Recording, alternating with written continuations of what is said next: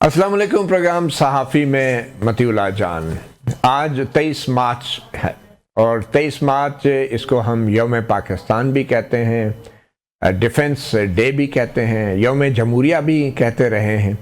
और आज यौम जमहूरिया की अहमियत पहले से कहीं ज़्यादा इसलिए है कि अब 78 साल के बाद पाकिस्तान जिन हालात से दो चार है उसमें कौमी वहदनियत और यकजहती की जितनी ज़रूरत आज है शायद पहले कभी भी नहीं थी। ये बात है 1940 की। शहर है लाहौर, जगह है मीनार पाकिस्तान, जहाँ पे एक करारदाद के ज़रिए एक अलग खुद मुख्तार रियासतों पर मुश्तमिल एक अलग मुल्क बनाने की बात की गई। एक सोच थी, एक आइडिया था।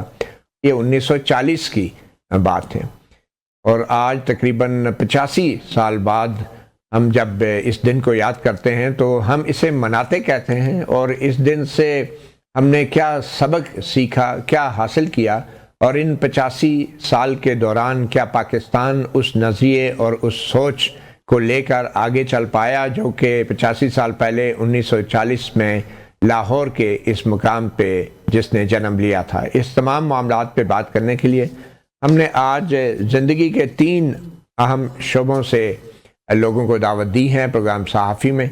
और एक सहाफ़ी हैं और एक कानूनदान हैं और एक प्रोफेसर हैं। जी हाँ, लाहौर से मीनार पाकिस्तान के पड़ोसी, मीनार पाकिस्तान के निगरान या मतवल्ली कहें, सीनियर सहाफ़ी जनाब हफीज़ुल्लाह नियाज़ी साहब ने हमें ज्वाइन किया है। और इस्लामाबाद स्टूडियोज़ में हमारे साथ मौजूद हैं प्रोफेसर ताहिर नईम मलिक, जो तारीख़ पढ़ाते हैं, तारीख़ के उस्ताद हैं इस्लामाबाद की एक बड़ी यूनिवर्सिटी में। और उनके साथ तशरीफ़ फरमा हैं बैरिस्टर साद रसूल, एक नौजवान होनहार वकील हैं, कानून की तालीम भी देते हैं और कानून की प्रैक्टिस भी करते हैं। तो सबसे पहले तो मैं हफीज़ुल्लाह नियाज़ी साहब आपकी तरफ आना चाहूँगा, क्योंकि आप लाहौर में बैठे हैं, मीनार पाकिस्तान के करीब हैं, पड़ोस में हैं। तो क्या लगता है कि आज जो 23 मार्च का दिन हम मना रहे हैं, उस दिन की अहमियत क्या है आज के हालात के तनासुर में? सहारा जी, बहुत बड़ा दिन है। इस लिहाज से तो पता हमें ये वो वाहिद दिन है जिसने ये जो मुत्तहिदा हिंदुस्तान था उसमें एक अहम मोड़ की, एक जो कहते हैं टर्निंग पॉइंट के तौर पे सामने आया था। एक मौरख है विलियम मर्ड्स, 1948 में वो यूनिवर्सिटी ऑफ पेंसिल्वेनिया फ्लोरिडा में साउथ एशियन स्टडी के अंदर as a PhD student register हुआ और 1950 में उसने अपने PhD का डेजिटेशन मुकम्मल किया। और उसमें उसका नाम इसका यह है the political career of M.A. Jinnah.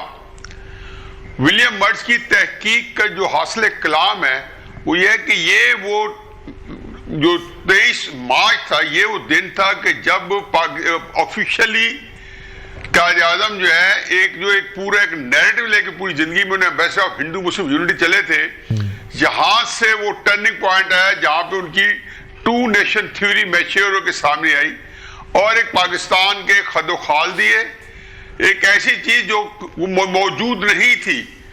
एक होता है ना कि एक कोई ये नहीं पता था कि एग्जैक्टली वो क्या होगा, कुछ उसका वजूद ना पहले था ना कोई उसका ये था कि उससे क्या होना था।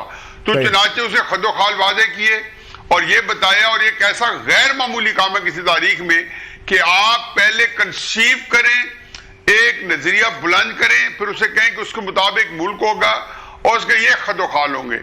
उसके मुताबिक कितना बन पाया नहीं बन पाया ये कभी हो ही नहीं सकता था कि मनवान वो हो जाता, क्योंकि कोई खिता आजाद नहीं करवाया जा रहा था कि हमने ये करवाना है। एक वर्किंग पेपर था जिसमें असल जो कोर था, कोर पाकिस्तान बनाने जा ये था कि मुसलमानों का मुस्तकबिल किस तरीके से मुत्तहिदा हिंदुस्तान में महफूज बनाया जाए, ये वाहिद कोर था। और जो कायद आज़म की जिंदगी तो सलसल है, चाहे जो हिंदू मुस्लिम यूनिटी से लेके आखिर तक, उसमें एक ही चीज कॉमन है, एक ही कॉमन डिनोमिनेटर, एक ही तसलसल है, और वो है मुसलमानों का मुस्तकबिल यहाँ पे कैसे महफूज बनाना है اور کیسے ان کو جو ہے ایک ایسی حیثیت دلانی ہے جس میں سے ان کا مستقبل محفوظ ہو سکے. جی نیازی صاحب، اس موقع پر قائد اعظم محمد علی جناح نے اپنا صدارتی خطبے میں بڑی اہم کچھ باتیں کی تھی، وہ میں دہرا دیتا ہوں. یہ مسئلہ جو ہندوستان میں ہے فرقوں کے درمیان نہیں بلکہ بین الاقوامی ہے، اور اس کو بین الاقوامی تسلیم کر کے حل کرنا چاہیے. جب تک یہ بنیادی حقیقت سمجھ میں نہیں آئے گی اس وقت تک جو آئین تشکیل دیا جائے گا وہ تباہی پر اختتام پذیر ہوگا، اور صرف مسلمانوں کے لیے نہیں بلکہ ہندوؤں کے لیے اور انگریزوں کے لیے بھی نقصان دہ اور تباہ کن ہوگا. اگر حکومت برطانیہ برصغیر کے باشندوں کے لیے یہ چاہتی ہے کہ ان کو امن اور خوشی حاصل ہو اور اس کی یہ خواہش مخلصانہ ہے تو اس کی صرف ایک ہی صورت ہے کہ ہندوستان کو تقسیم کر کے بڑی اقوام کے لیے الگ قومی وطن منظور کیے جائیں جن میں وہ خود مختاری کے ساتھ قومی ریاستیں قائم کر سکیں. تو بیرسٹر سعد رسول صاحب، قانونی اعتبار سے ایک طرف تو قائد اعظم مسلمانوں کے لیے الگ ملک چاہ رہے تھے، لیکن اس خطبے سے تو لگتا ہے کہ قائد اعظم شاید تمام اقوام کے لیے بھارت میں الگ الگ ملک چاہ رہے تھے. تو یہ تکنیکی اعتبار سے اس خطبے سے کیا لگتا ہے آپ کو کہ پاکستان انڈیا کے نقشے میں صرف پاکستان کی حد تک نہیں بلکہ اور دوسری ریاستوں کو بھی آزاد دیکھنا چاہ رہے تھے؟ دیکھیے دو باتیں متی صاحب. سب سے پہلے تو جس طرف آپ نے اشارہ دیا اس کو ہم قانون کی زبان میں سیپریٹ الیکٹوریٹ کہتے ہیں. آپ کو یاد ہوگا جب ہم پاک اسٹڈیز کی کتابوں کے اندر بھی 1940 کو، خاص طور پہ 23 مارچ 1940 کی اور اس کی قرارداد کے اوپر بات کرتے ہیں تو سیپریٹ الیکٹوریٹ کی بات ہوتی ہے. یعنی کہ قومیں اپنی جو مسلمان قوم تھی ہندوستان کے اندر، جس کو علامہ اقبال کے بعد قائد اعظم محمد علی جناح رحمۃ اللہ علیہ نے کہا کہ قوم ہے، یہ صرف لوگ نہیں ہیں، وہ اپنے لیے اپنے سیپریٹ لوگ منتخب کریں جو ان کے اوپر گورننس کرتے ہوں. قائد اعظم کا یہ بات صرف مسلمان اور ہندوؤں تک محدود نہیں تھی، تمام قوموں کے اوپر تھی کہ ہندوستان کے اندر جتنی قومیں ہیں ان کو سیپریٹ الیکٹوریٹ کا رائٹ ملنا چاہیے. اور کیونکہ وہ منتشر ہیں، کچھ ایسٹ کے اندر موجود ہیں جو بعد میں ایسٹ پاکستان اور پھر بنگلہ دیش بن گیا، کچھ ویسٹ کے اندر موجود ہیں جو ہمارا خطہ ہے، اسی طرح ساؤتھ کے اندر کچھ قومیں موجود تھیں جن کو اس طرح کی مومنٹم یا پولیٹیکل ریپرزنٹیشن نہیں مل سکی.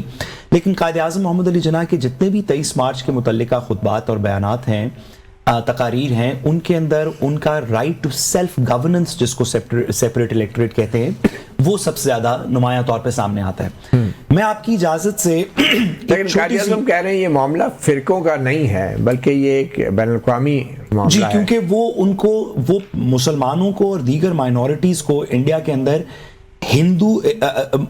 انڈیا کے ہی فرقے نہیں تسلیم کرتے تھے. وہ کہتے تھے کہ یہ قومیں انٹرنیشنلی ریکگنائزڈ سیپریٹ اقوام ہونی چاہیے.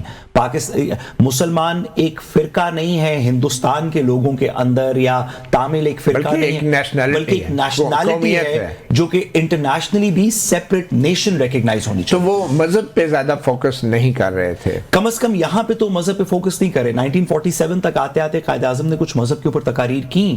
11 سپٹمبر 1948 والی جو تقریر ہے، اس کے 47 والی تقریر ہے، اس کے اندر بھی انہوں نے کچھ مذہب پہ بات کی. لیکن یہاں تک تو ابھی تمام کی بات ہو رہی ہے جتنی بھی قومیں ہندوستان کے اندر ایگزسٹ کرتی ہیں. تو پاکستان کا مطلب کیا، لا الہ الا اللہ، یہ جو سلوگن تھا اس کے حوالے سے قائد اعظم کا کوئی خاص ویو تھا؟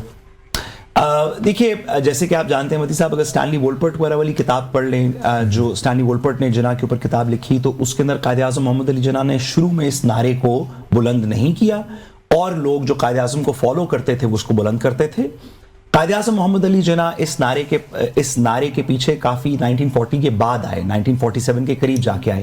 ان کی struggle for the most part constitutional struggle تھی، آئینی اسٹرگل تھی، سیپریٹ الیکٹوریٹ کی اسٹرگل تھی. جو بھی مائنورٹیز ہیں ان کو حق خود ارادیت ہونا چاہیے، ان کو ایک نیشن کے اندر رہنا چاہیے، جو کہ نیچرلی اوور ٹائم 47 تک جاتے جاتے پاکستان کا مطلب کیا، لا الہ الا اللہ کے اندر تک وہ ہو گئی. پروفیسر طاہر نعیم ملک صاحب، پاکستان کی تاریخ جو ہے مطالعہ پاکستان کے ذریعے بچوں کو پڑھائی جاتی رہی، ہم نے پڑھی اور اب بھی پڑھائی جا رہی ہیں. آپ کے طالب علم جو ہیں وہ بھی 23 مارچ 1940 کے حوالے سے، اس کی دن کی اہمیت کے حوالے سے کتنے شعور رکھتے ہیں، اور آپ کیا ان کو بتاتے ہیں 23 مارچ 1940 کے حوالے سے؟ کیونکہ یہ پاکستان بننے سے 7 سال پہلے کا یہ واقعہ ہے قرارداد پاکستان جس کو بعد میں نام دیا گیا ہے، یہ سامنے آئی تھی. تو آپ کیا پڑھاتے ہیں، کیا نوجوانوں کو کتنا شعور ہے؟ کنفیوژن اور انتشار ہے، یہ ٹیکسٹ بک میں آپ کو نظر آتا ہے، اور ہمیں اسے دلچسپ انداز میں بتانا چاہیے. نوجوانوں کے ذہنوں میں سوالات ہیں، ان سوالات کو ہم کل کر کے ختم کر کے علم کو تخلیق نہیں کر سکتے. جہاں تک یہ کہ مطالعہ پاکستان کا جو مذاق بنایا جاتا ہے، میں اس کا قائل نہیں ہوں کہ ٹیکسٹ بک نالج جو امریکہ میں ہے، جو برٹن میں ہے، وہ بھی اسی سطح کی. برطانیہ کی جو تاریخ ٹیکسٹ بک میں پڑھائی جاتی ہے، اس میں کولونیلزم، دوسری قوموں کو غلام بنانے کی، سلیوری کے اوپر کیا ہے، بادشاہت کے اوپر کیا ہے، بہت ساری چیزیں. امریکن ہسٹری میں جو وہاں سول وار ہوئی، سلیوز ہوئی، یہ موجودہ تاریخ ہے جو جنگوں کی، اس کے اوپر کیا پڑھائی. ہمارے یہاں اس میں ایک فرق ہے کہ ٹیکسٹ بک نالج میں نالج آبجیکٹو نہیں ہوتا. ظاہر ہے کہ وہ ننھے ذہن ہوتے ہیں، انہیں کنفیوز نہیں کیا جاتا. اس مطالعہ پاکستان کو یونیورسٹی کی سطح پہ برقرار رکھا جاتا ہے. یہ بہت بڑا ضرور. یونیورسٹی وہ جگہ ہے کہ جہاں آپ ان لرن کرتے ہیں. جو آپ نے ٹیکسٹ بک نالج سمجھاتا ہے اس کو آبجیکٹو نالج کے کریٹیکل تھنکنگ کے ذریعے. لیکن یہاں چونکہ پھر ریاست اس کو خطرہ سمجھتی ہے سوال اٹھانے کو، تو وہ ساری چیزیں ہو جاتی ہیں. جہاں تک یہ ہے، وہ کون سے سوالات ہیں جو کہ کرنے کی اجازت نہیں دی جاتی، اور وہ کون سے جواب ہیں جو دیے نہیں جاتے؟ اچھا، اب یہ تو بات آگے بڑھ گئی ہے، کیونکہ اب صرف کتاب اور نصاب ذرائع نہیں رہے. سوشل میڈیا ہے، پوڈ کاسٹ ہے، اتنے سارے ذرائع ہیں کہ نوجوان وہاں پھر جن سوالوں کا جواب کتاب میں نہ ملے تو لوگ دیگر ذرائع سے کرتے ہیں.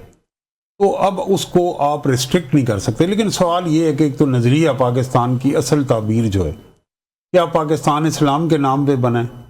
اور پھر اس میں اسٹیٹ سوسائٹی ریلیشن شپ کیا ہوگی، پروونشل اٹانومی کیا ہوگی، لوگوں کے رائٹس کیا ہوں گے، یہاں کا نظام حکومت کیا ہوگا. ایک بحث چھیڑی جاتی ہے مباحث کہ NDU کے ایک پروفیسر صاحب نے ریسرچ کی تھی کہ قائد اعظم صدارتی نظام چاہتے ہیں، جس کا کوئی ریفرنس نہیں مل سکا. اور یہ جو اصغر سودائی صاحب کی ہے، یہ اصغر سودائی صاحب سیالکوٹ سے تعلق رکھتے تھے.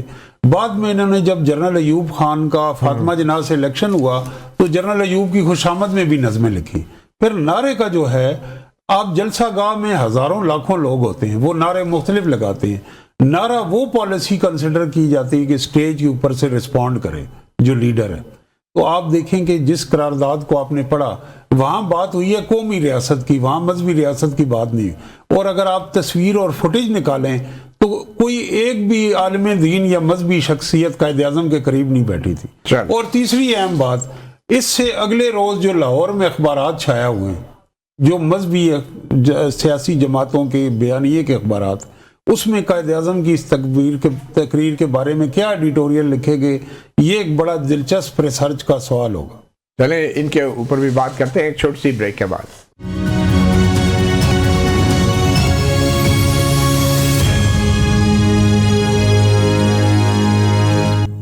Welcome back. صحافی پروگرام میں حفیظ اللہ نیازی صاحب، لاہور میں اور مینار پاکستان پر یہ 23 مارچ کے حوالے سے کیا تقریب ہوتی ہے، اور لاہور کے لوگ 23 مارچ کو کیسے مناتے ہیں؟ اصل میں جی 2-3 چیزیں بڑی امپورٹنٹ ہیں. آپ بڑی اکیڈیمک ڈسکشن شروع کر چکے ہیں. پہلے تو یہ ہے کہ کل 24 مارچ ہے اور میرے بیٹے بیرسٹر حسان کی برتھ ڈے ہے، تو میری طرف سے اسے happy birth day. Kot Lakhpat jail میں وہ 10 سال کے لیے بند ہے، اور پاکستان کے قانون کے انصاف کے تقاضے جو ہے وہ کماکو پورے کر رہا ہے، اس پہ نافذ ہے. تو میں پھر دوبارہ اپنے بیٹے کو دل کی گہرائیوں سے ہیپی برتھ ڈے کہتا ہوں.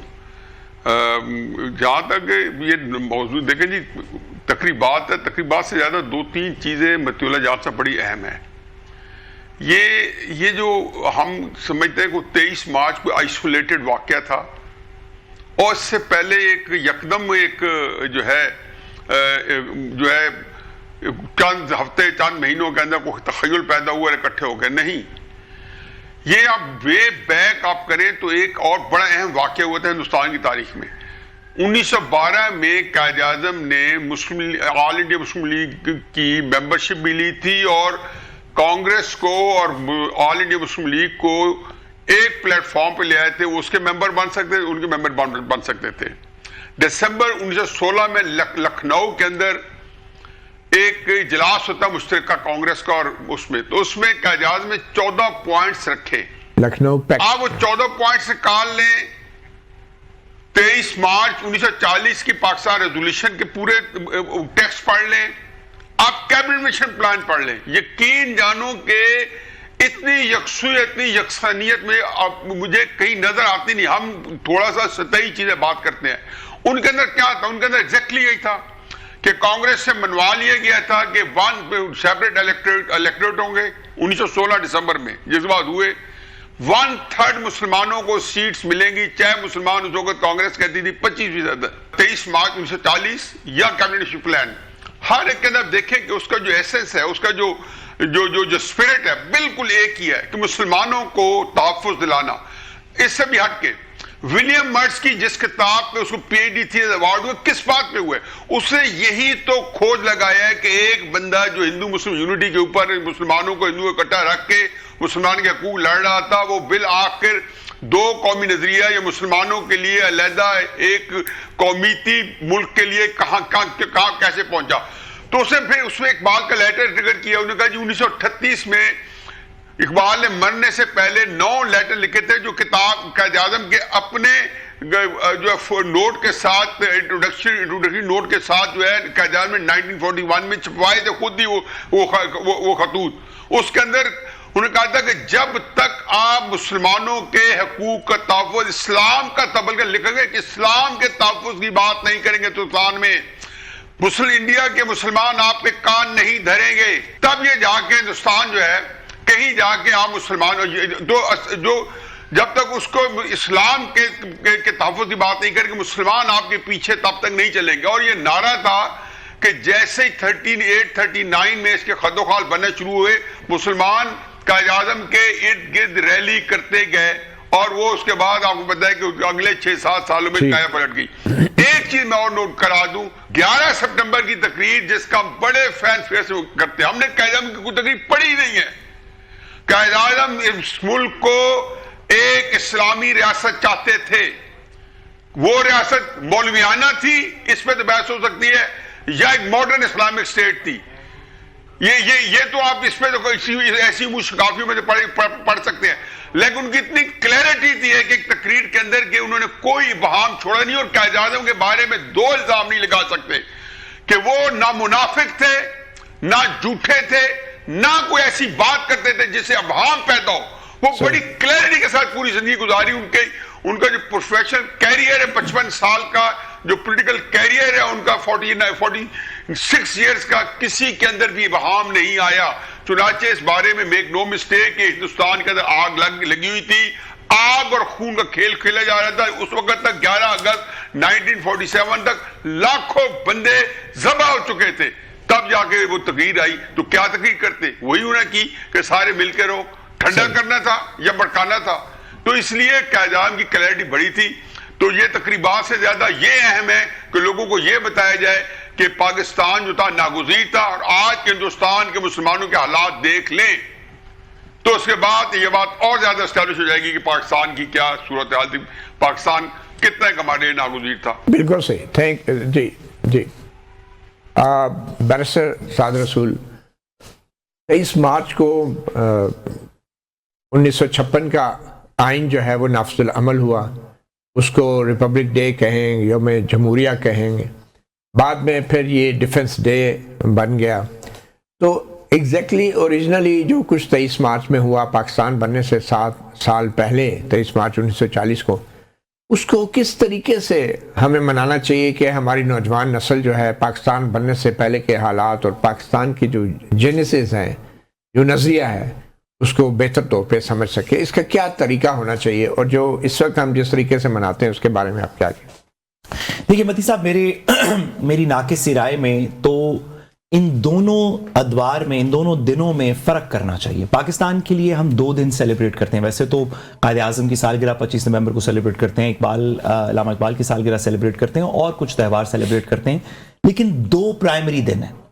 ایک 14 اگست جس طرح ہم اپنا آزادی سیلیبریٹ کرتے ہیں 1947، اور ایک 23 مارچ 1940 جس کو ہم ہر سال پاکستان ریپبلک ڈے کے پرسپیکٹو میں سیلیبریٹ کرتے ہیں. 14 अगस्त का काम सिर्फ आज़ादी के पर्सपेक्टिव में है, उसमें हम कुछ सेलिब्रेट करते हैं। हम पहले एक महकूम लोग थे जिन्होंने अपनी अब एक गवर्नेंस का स्ट्रक्चर बनाया, वो कैसा बना उस पर बहस हो सकती है, लेकिन हम एक कॉलोनाइज्ड लोग थे जो कि अब अपनी मर्जी से जीने का हक रखते हैं, वो एक सेपरेट बात है। 23 मार्च का दिन आज़ादी का दिन नहीं है। 23 मार्च का दिन कायदे आज़म की तकारीर और हमारी सोच ये होनी चाहिए कि वो आज़ादी जो हमें 14 अगस्त 1947 को मिली थी, हम इंटरनली क्या निजाम बनाएं, क्या तरीका बनाएं, किस तरह का गवर्नेंस स्ट्रक्चर हो, किस तरह की अदालतें हो, किस तरह का रवैये हो, किस तरह के तालीम का निसाब हो, किस तरह के बच्चों को हम तालीम देंगे, हमारी फॉरेन पॉलिसी क्या होगी, हमारी डोमेस्टिक पॉलिसी क्या होगी, वो क्या रियासत है कॉन्स्टिट्यूशनल पर्सपेक्टिव से, एडमिनिस्ट्रेटिव पर्सपेक्टिव से, जिसको हमने आजादी में हासिल किया, हम उसकी तश्कील कैसे देंगे। और इसी वजह आप ये कहना चाह रहे हैं कि जो 23 मार्च 1940 की जो करारदाद है, करारदाद मकासद है जी, तो हमें मकासद पे फोकस रखना चाहिए। बिल्कुल। और मकासद आपके नजदीक आज आपको हल होते या हासिल होते नजर आ रहे हैं? मैं इसमें मती साहब, क्योंकि आप कोर्ट को भी कवर करते हैं तो और आपसे बेहतर किसका नॉलेज होगा, आप जानते हैं कि दो किस्म से इसको देखा जा सकता है, दो तरीकों से। एक ये कि 1940 23 मार्च के दिन लोगों के दिलों में क्या था, ओरिजिनल विल क्या थी कि पाकिस्तान किस तरह का बनेगा। दूसरा ये कि एक लिविंग डॉक्यूमेंट है कि 23 मार्च 1940 को कहा गया कि एक सेपरेट इलेक्टोरेट होंगे। उस वक्त हिंदू मुस्लिम पर्सपेक्टिव के अंदर कहा गया, लेकिन आज भी पाकिस्तान में माइनॉरिटीज मौजूद हैं। हमें आज हर 23 मार्च को सोचना चाहिए कि क्या हम उन माइनॉरिटीज को वो हुकूक दे रहे हैं जो 1947 में 23 मार्च को अपने आप को कह रहे थे। 1940 में हमारे पास सूबाई मुख्तलिफ माइनॉरिटीज़ मौजूद हैं, हमारे पास ज़बान की लिसानियत के ऊपर माइनॉरिटीज़ मौजूद हैं, हमारे पास रिलीजन के ऊपर माइनॉरिटीज़ मौजूद हैं, हमारे पास आइडियोलॉजीज़ पे माइनॉरिटी मौजूद हैं। आप और मैं एक ही सूबे से हो सकते हैं, एक ही ज़बान से हो सकते हैं, एक ही मज़हब से हो सकते हैं, आपका गवर्नेंस का तरीका या सोच मुख्तलिफ होगी, मेरी मुख्तलिफ होगी। हम इन सोचों को इकट्ठे करके वो कौन सा निज़ाम है जो 23 मार्च 1940 को तो करारदाद मकासद के अंदर उस वक्त के लोगों ने प्रॉपरली सोचा, उसके बाद 56 के अंदर उसके ऊपर उसी के पर्सपेक्टिव में कॉन्स्टिट्यूशन आया बेसिक डेमोक्रेसीज का, उसके बाद हर साल हम इसके ऊपर बात करते हैं। आज 2026 में बैठे आज के हालात के मुताबिक, आज के सिस्टम्स के मुताबिक, पॉलिटिकल एक्सपीडियंसी के मुताबिक, इंटरनेशनल हालात के मुताबिक 23 मार्च का वो दिन है जिसमें हमें बैठ के वापस सोचना चाहिए कि वो रास्ता, वो मशल जिसे हम लेके 1940 में चले थे, जिसमें नेचुरली कुछ चीजें चेंज होनी चाहिए, कुछ बेहतर होनी चाहिए, क्या हम उसको लिव अप कर रहे हैं, नहीं कर रहे, क्या कर रहे हैं? आप इसके जवाब देना। मेरे तो ख्याल में कि सर इसमें कोई दो राय नहीं होनी चाहिए और हमें इसमें शर्मिंदगी भी नहीं होनी चाहिए एक्सेप्ट करते हुए कि हम नहीं कर रहे। ख्वाह वो हमारी सोसाइटी हो, उसके अंदर टॉलरेंस को आप देख लें, ख्वाह हमारा आप अदालती निज़ाम देख लें, आप हमारी रियासती निज़ाम देख लें, हमारा एजुकेशन स्ट्रक्चर देख लें, आप हमारे दीनी मदारस देख लें, हमारी ब्यूरोक्रेसी देख लें, वो ख्वाब के यहाँ पे लोग अपनी आज़ादी और इजहार राय और हक़ खुद इरादियत के मुताबिक रहेंगे, चीज़ें मांगेंगे, उनको एड्रेस किया जाएगा। अगर मैं चाहता हूँ कि कल से बारिश के दिन छुट्टी हो तो एक बड़ी अजीब सी मेरी डिमांड है, लेकिन मेरे पास हक है कि मैं इसका प्ले कार्ड लेके डी चौक पे खड़ा हूं और कोई रियासत का प्रॉपर नुमाइंदा आके मेरे से बात करेगा। जब तक ये सिस्टम इन प्लेस नहीं होगा तो 23 मार्च के अहदाफ हम अचीव नहीं कर सके। जी प्रोफेसर ताहिर मलिक साहब, आपके नज़दीक क्या कायदे आज़म ने एक जमहूरी पाकिस्तान का ख्वाब देखा था या महज एक मुल्क का ख्वाब? देखें, इसमें क्या का लफ्ज़ तो इजाफी है। मैं समझता हूँ कि मोस्ट मॉडर्न एक मूवमेंट थी कि जहाँ में माइनॉरिटीज़ नज़र आती हैं, ख़वातीन नज़र आते हैं और सिविल सोसाइटी नज़र आती है, वकला नज़र आते हैं, पॉलिटिकल पार्टी की ने ये चलाई पूरी मुस्लिम दुनिया में, बल्कि मुस्लिम दुनिया से भी बाहर हो जाएं तो कोई ऐसी हमें स्ट्रॉन्ग मूवमेंट नज़र नहीं आती। अब हुआ ये कि ये जो हिंदू मुस्लिम डिवाइड था, जिसके उन्होंने तफसील से बताया, मुसलमानों के सियासी हकूक़ के तहफ़्फ़ुज़ के लिए और उनको सियासी एक आज़ाद सियासी निज़ाम और माशी इस्तेहसाल से निजात देने के लिए, एक आज़ाद माशी इस्तेहसाल पर से पाक माशरे को तश्कील देने के लिए एक मुल्क का क़याम किया गया, जिसे मुन्नू भाई ने फिर एक कॉलम में लिखा कि 1947 से पहले हिंदू और मुस्लिम दो कौमें थी, 47 के बाद यहाँ अमीर और गरीब दो कौमें होंगी। اور پھر منٹو کا وہ افسانہ آیا نیا قانون جو ہمارے نصاب کا حصہ کہ منگو کو چوہان کو ہم نے آج تک نہیں بتایا کہ نیا قانون آ گیا. نئے قانون میں ہمیں وہ پرانے ہی، اگر ہم عدلیہ چلے جاتے ہیں، اگر ہم پارلیمنٹ چلے جاتے ہیں، اگر ہم ریاستی ادارے بیوروکریسی کو دیکھتے ہیں تو کہیں بھی منگو کو چوہان کو نہیں لگتا کہ یہ نیا قانون آ گیا. نو آبادیاتی دور سے، پارک سے، پریولیجز سے، اشرافیہ کی مراد سے ہم آگے نہیں نکل سکے. اور اس میں فیض صاحب نے بھی جو 14 اگست کو صبح آزادی کو نظم لکھی اور اس وقت کی حکومت نے بعد میں ان کے اوپر ایک FIR کرائی کہ انہوں نے کہا کہ یہ داغ داغ اجالا یہ شب گزیدہ سر، چلے چلو کہ وہ منزل ابھی نہیں ہے. اس وقت انہیں غداری کہا گیا. آج میں یہ سوال پوچھتا ہوں کہ صرف پاکستان ہی نہیں، انڈیا کے اندر نہرو اور گاندھی یہ کہہ رہے تھے کہ یہ ملک ایسا ہوگا کہ جہاں بسنے والی اقلیتوں کو بھی تحفظ ہوگا، سیکولر سٹیٹ ہوگی. اور پاکستان نے کہہ رہا نے یہ ایک کمٹمنٹ کی تھی کہ یہاں معاشی اور سیاسی استحصال نہیں ہو.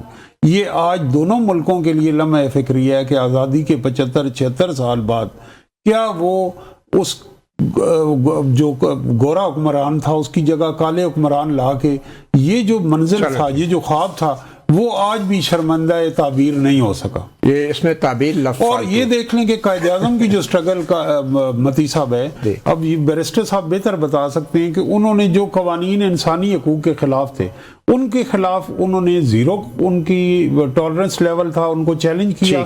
اور لڑکیوں کو، خواتین کو وراثت میں حق نہیں دیا جاتا تھا، ایک سماجی ایک کانٹریکٹ تھا، اس کو کورٹ میں چینج کیا. اور شادی کی عمر سے متعلق بھی قائد اعظم ایک جمہوری پاکستان دیکھنا چاہتے تھے. ایک چھوٹی سی بریک لیں گے اور بریک کے بعد ہم تینوں مہمانوں سے یہ جاننے کی کوشش کریں گے کہ اگر ان کو یہ اختیار دیا جائے کہ پاکستان میں 23 مارچ 1940 کی قرارداد کے حوالے سے ایک تقریب منعقد کرنی ہے یا ایک بہت بڑا شو سٹیج کرنا ہے، تو اس میں وہ کیا ہونا چاہیے ہمارے لیے اور آنے والی نسلوں کے لیے. ایک چھوٹی سی بریک کے بعد.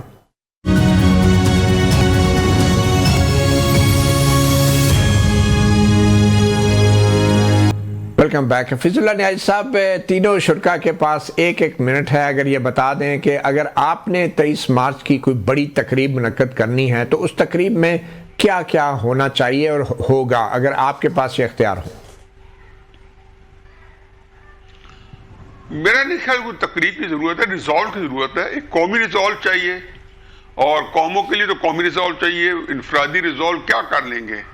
تقریبات تو ایک صرف انسان کا ایک کوئی احساس جو جرم ہوتا ہے، گلٹ ہوتا ہے، جس کو کوئل کرنے کے لیے بڑی بڑی تقریبات کر احساس کرتے ہو کہ ہم نے انصاف نہیں کیا. جتنا یہ جو سیلیبریشن ہوتی ہے نا، یہ مدر ڈے، فادر ڈے، یہ ویلنٹائن ڈے، کیا ہوتا ہے؟ احساس جرم ہوتا ہے، لگتا ہے کہ ہم یہ کام نہیں کر رہے تھے، اس لیے اسے بڑی تقریب کرنی پڑتی ہے.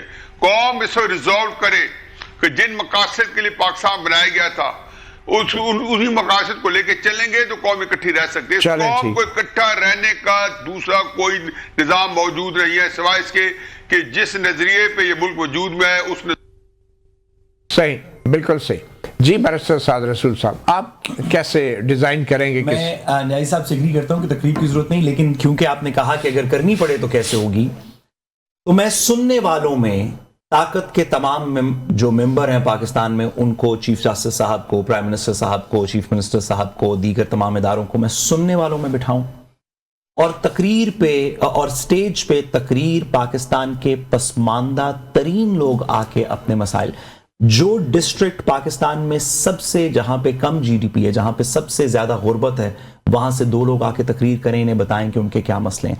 جو لوگ اپنے مقدمے ہار گئے ان عدالتوں میں، وہ سٹیج کے اوپر آ کے بتائیں کہ ہمارے کیا مسئلے ہیں. جو جیلوں کے اندر پڑے ہیں وہ آ کے بتائیں کہ ہمارے کیا مسئلے ہیں. جب تک ہم اپنے پسماندہ اور متوسط لوگوں سے ان کی رائے نہیں پوچھیں گے، جتنی مرضی سیلیبریشن کرنے سے کوئی. جی پروفیسر صاحب، یونیورسٹیوں میں کیسے یاد رکھا جاتا ہے؟